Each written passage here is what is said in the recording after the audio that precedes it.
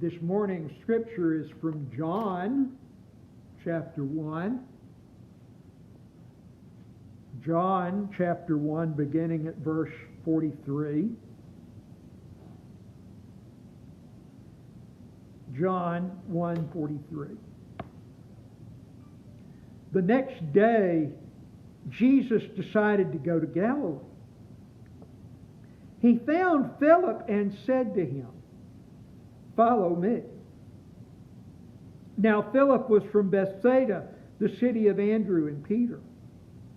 Philip found Nathanael and said to him, "We have found him about whom Moses in the law and also the prophets wrote, Jesus, son of Joseph from Nazareth."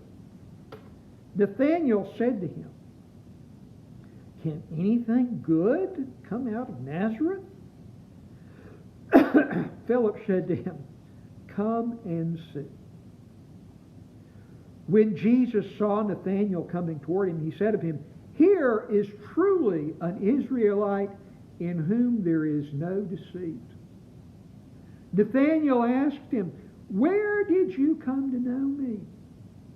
Jesus answered, "I saw you under the fig tree before Philip called you." Nathanael replied, "Rabbi, you are the Son of God. You are the King of Israel."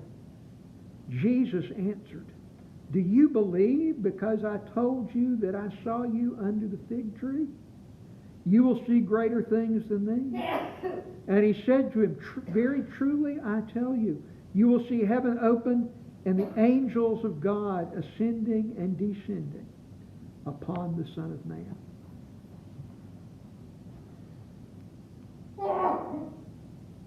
Just after we moved to Gulfport in 2014, we needed to get a new phone number. Our home phone service had been through C Spire, and we needed to change from a 601 number to a 228 number. So I went to the nearest C Spire store, which happened to be just over the line in Biloxi, and explained what I needed. And the woman helping me said, "Now, what was your old address?" And I told her it was the number and street in Pelahatchie. And she started to giggle. And I said, "Well, I want you to know that everyone in Pelahatchie knows where Biloxi is. Even if everybody in Biloxi clearly didn't know where Pelahatchie was. You may have told somebody your address, and they said, 'Meadville? Where's that? McCall Creek? Where is that? Roxy? Where is that? Bude? Where is that?' We don't, they're small. They may be home, but they're not well known. I dare say every one of us in here knows where Jackson is. But if you went to Jackson, not everybody there would know where Meadville is, or Bude, or Roxy. But because they're small. Nazareth, in the first century, was a little village. They think maybe about 200 people.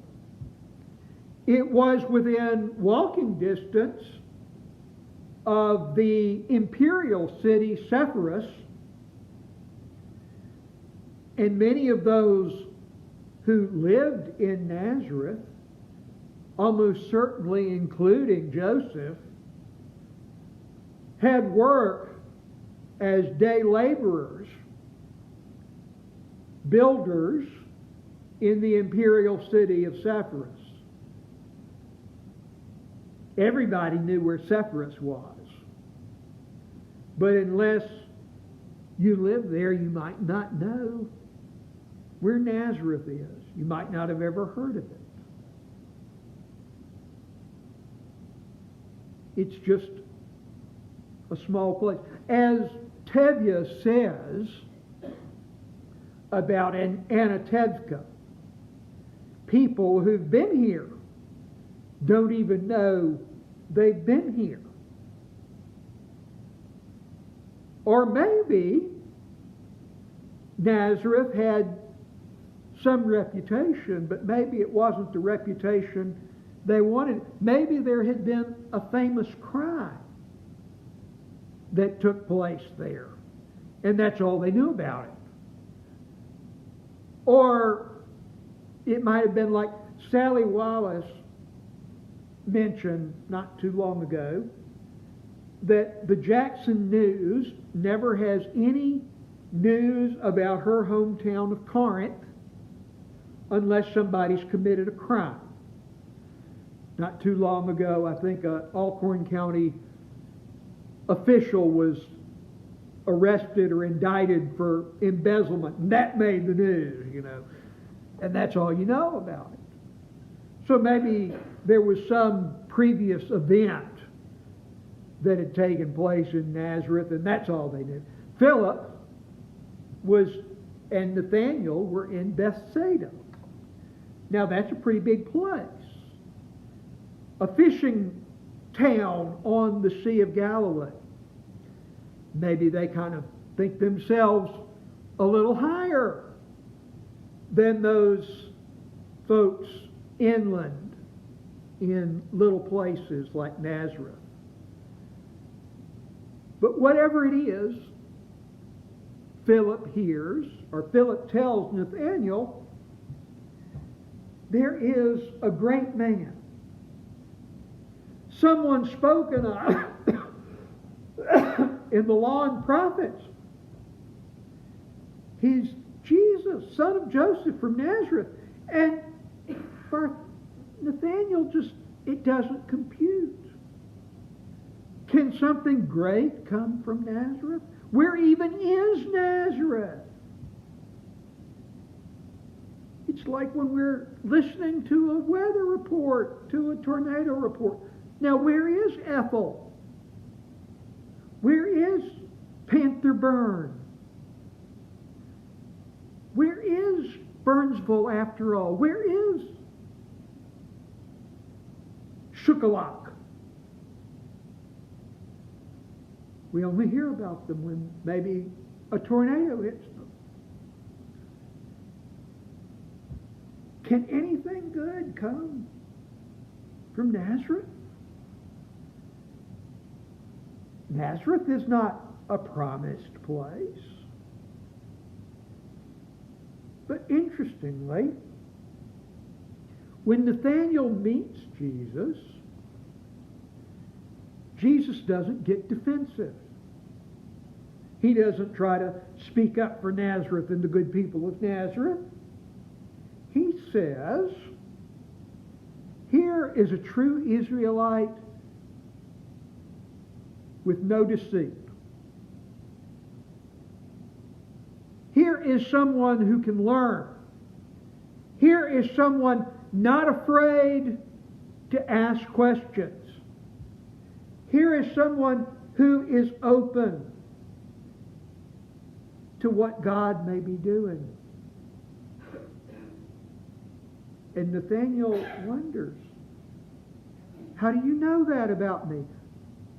What told you that? And the answer is a little hard to get.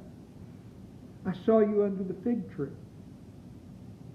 Well, what does that mean? Well, sometimes rabbis would teach under fig trees. Somehow he's seen Nathanael and knows him to be someone willing to learn and engage. Some folks, like Jeremiah, believe that the The tree of the knowledge of good and evil was a fig tree. There are references to fig trees throughout the Bible, but what this particular fig tree means and what Nathanael's being under it means is kind of up in the air. We're not really sure. But what we do know about Nathanael is that he's not afraid to ask questions. And especially throughout John's Gospel, the people who ask questions, the people who ask those uncomfortable questions, are the ones that Jesus can work with. Like Nicodemus, like the woman at the well, like Thomas, who says, Jesus, I don't know where you're going. I don't know how to get there. What are you talking about?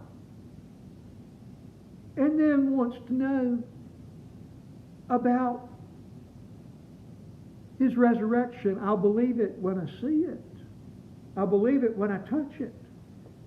He doesn't reprove people for asking open questions, for asking the honest questions.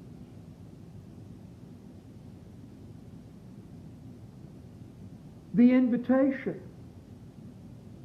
has always been the one that Jesus gives and the one that Philip gives. Philip says to Nathanael, come and see. Jesus can work with folks who will come and see, who are willing to ask the honest questions, willing to be changed by the answer. The one who thinks he knows it all already, the one who thinks it's all set, Jesus can't get through to them. The ones who say, we know you can't be from God. What authority do you have doing this? Those are the ones he can't reach. But the ones who will come and see, the ones who will ask and wait for the answer, the ones who will follow and see more than they could have ever imagined, and experience more than they could have ever imagined. Those are the ones. We're the ones that Jesus can work with. Come